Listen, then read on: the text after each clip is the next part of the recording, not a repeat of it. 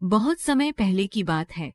वर्धमान नगर में एक बहुत ही बुद्धिमान व्यापारी रहता था। उसका नाम दंतिल था। वह राजा का सारा काम देखता था और उसकी न्यायप्रियता और चतुराई से सभी बहुत खुश थे। इस कार्य के कारण वह राजा का प्रिय बन गया। कुछ दिनों बाद व्यापारी की बेटी की शादी थी। इसी खुशी में उन्होंने एक बहुत बड़े भोज का आयोजन किया। राजघराने से लेकर प्रजा तक सबको बुलाते थे। मेहमानों में से एक शाही परिवार का नौकर भी था।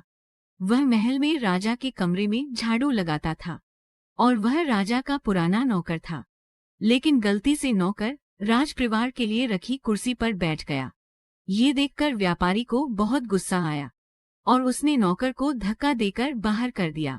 नौकर को बहुत बुरा लगा, लेकिन एक नौकर इतने प्रभावशाली व्यापारी को कैसे जीत सकता था। अत उसने सोचा कि उसे जो कुछ भी करना है वह राजा और दंतिल से युद्ध कराकर ही करेगा। कुछ दिनों बाद वही नौकर राजा के महल में झाड़ू लगा रहा था।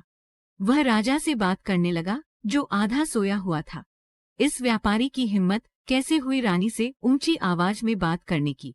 ये सुनकर राजा अपनी शैया से उठ खड़ा हुआ और उसने नौकर से पूछा, ये तुम क्या कह रहे हो? क्या ये सच है? क्या आपने व्यापारी को ऊंची आवाज में रानी से बात करते देखा? नौकर ने तुरंत राजा के पैर पकड़ लिए और कहा, मुझे क्षमा करें महामहिम, मैं पूरी रात जागता रहा और बिल्कुल भी सो नहीं पाया, इसलिए मैं नींद में बात कर रहा हूँ।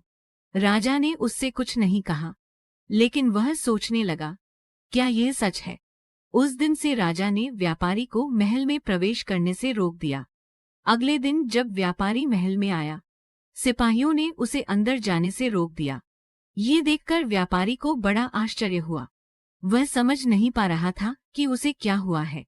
उसे क्या हुआ था कि राजा ने अचानक उसके सारे अधिकार छीन लिए।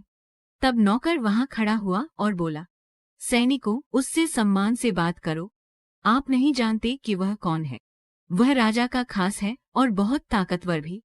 वह आपको 1 मिनट में बाहर निकाल सकता है, जैसे उसने अपनी बेटी की शादी में मेरे साथ किया था। ये सुनते ही व्यापारी को सब कुछ समझ में आ गया।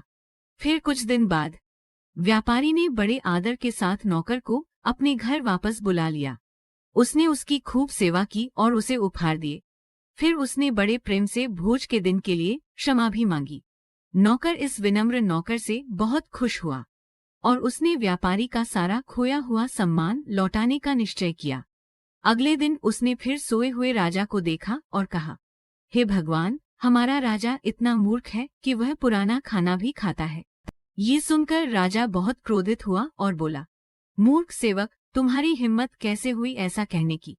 यदि आप मेरे महल के प्रति वफादार नहीं होते तो मैं आपको निकाल देता।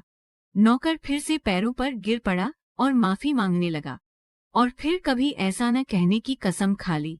राजा भी सोचने लगा कि जब यह मेरे बारे में ऐसा कह सकता है तो उसने व्यापारी के बारे में भी कुछ गलत कहा होगा, जिसके कारण मैंने उसे अकारण दंड दिया। अगले दिन राजा ने व्यापारी का खोया हुआ सम्मान महल को लौटा दिया। और इस कहानी से हमें 2 बातें सीखने को मिलती हैं।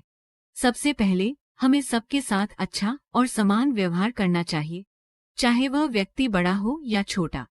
हमेशा याद रखें, दूसरों के साथ वैसा ही व्यवहार करें जैसा आप अपने साथ व्यवहार करना चाहते हैं। दूसरा, हमें सुनी सुनाई बातों पर विश्वास नहीं करना चाहिए, बल्कि अगर कोई शंका हो तो उसकी गहनता से छानबीन कर निर्णय लेना चाहिए।